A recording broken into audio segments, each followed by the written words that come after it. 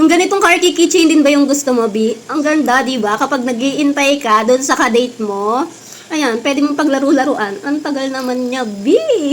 O, di ba? Tapos, hindi lang to basta keychain.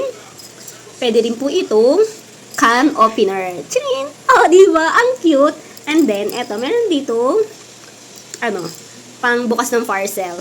O, saan ka pa, B? Napakaganda. Personalized. Pinalagay ko nga po yung pangalan namin. Chris Ja. And anniversary. Ay! Tapos igigip mo sa mahal mo. Tapos sasabihin mo, be safe, mahal.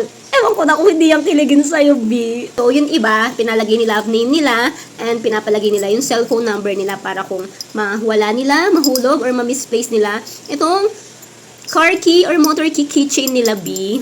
Pwede silang matawagan para mabalik nga sa kanila yung kinila. O, diba? Ang ganda nito, B.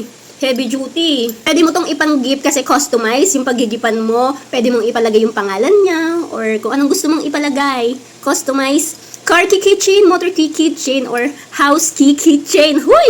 Ilalagay ko yung link nito sa aking yellow basket. Gusto mo rin ng mga ganitong klaseng keychain. Yan lang. Bye!